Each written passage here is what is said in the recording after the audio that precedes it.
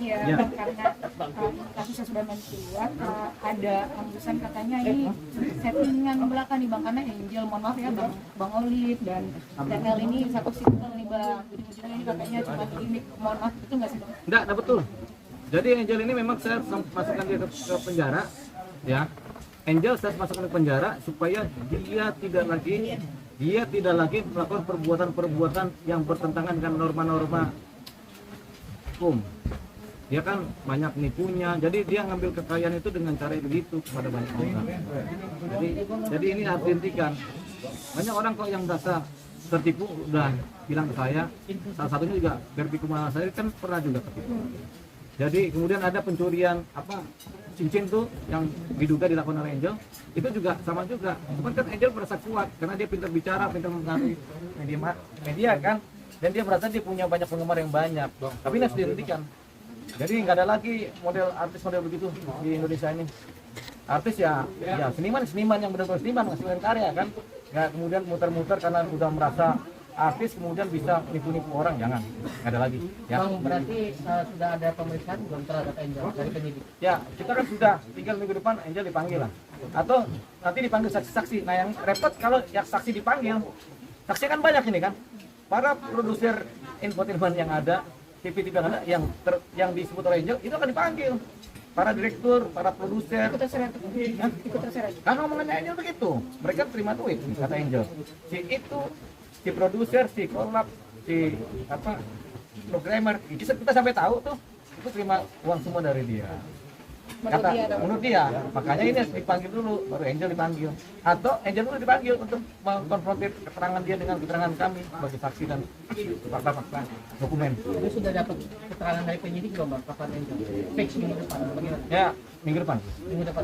Bang, ini kan Angel selama ini terkenal licin ya bang, ya, walaupun dia sudah sering Nah, tersangkut sama kita nggak bakal licin dia, kasar-kasar aja.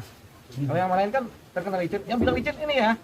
Kalau saya Angel tuh fakta kasar. yang dia ada di lapangan bang, waktu berkasus sama mantannya dan sebagainya. Oh iya, dia licin karena dia kan merasa waktu itu kan dia di backup sama, mungkin kata dia sama pimpinan polisi kan. Ya, waktu itu. Dia lupa yang dilawan kita kan punya polisi juga.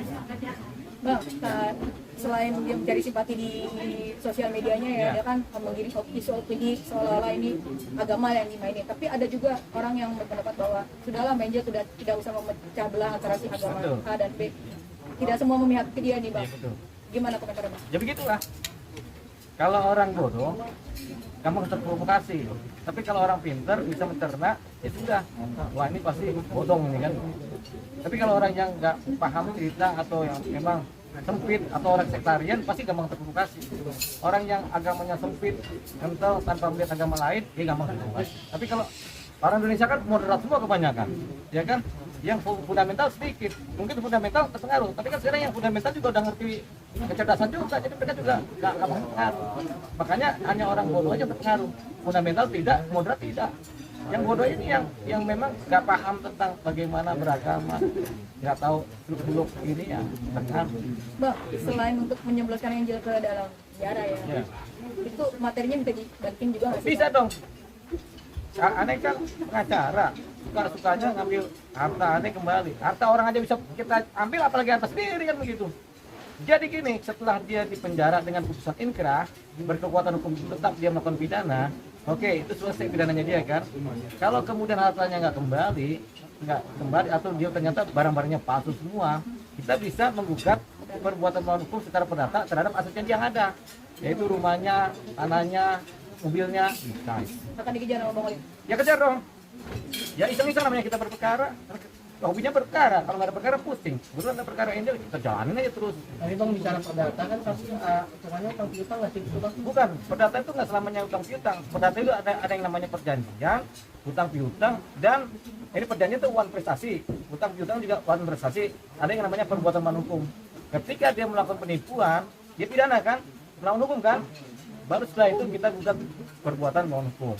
Perdata PMH ya? Perdata PMH, ya, Bang Ferdi. Bang, perjanjiannya kemarin itu sama Angel, itu memang hal tertulis apa tidak bang? Iya. Gini, Ada kontraknya nggak sih bang? kalau sama Angel mengenai perjanjian mana nih? Yang mengenai uang itu yang abang Oh kasih tidak, itu. ini kan orang penipuan itu kan tentunya dia pakai rangkaian cerita dan kebohongan. Dia merangkai cerita dan kita tertarik. Dia nggak tertarik lah, kita menyerahkan uang. Sehingga kalau kita tanya perjanjian ke dia juga nggak pernah ada. Jangan Pak, nggak usah pakai perjanjian. Kita yang penting saling percaya aja kan begitu. Tapi ada bukti lain selain perjanjian bicara kan mesti ada rekaman kah atau bukti video kah? Bukti chatting WA ada.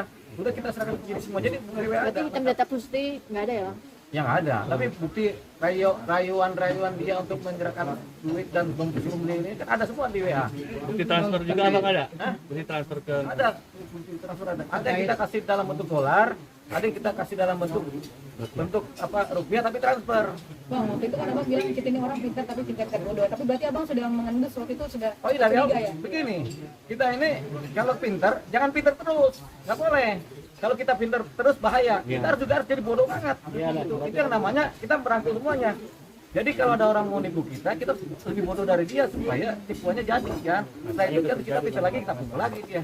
Jadi kalau hidup itu harus seperti kasino, sindrom, pintar-pintar bodoh, pintar-pintar di atas, bodoh juga ada. Nggak boleh pintar terus bahaya.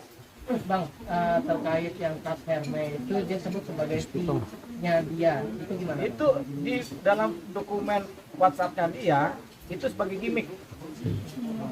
Jadi nggak ada itu fee. Dia tulis, Bang nanti kita bikin acara di Bali supaya beberapa payment mau datang harus ada gimmick. Gimmick itu apa? Ya sudah pura-puraan, tapi harus ada tas supaya tertarik lah si payment ini. Gimmicknya itu. Berarti bukan fee dia ya Bang ya? Bukan, video ada lagi nanti 20 miliar ke depan. Tiap bulan dominasi gitu kan simpelnya begitu.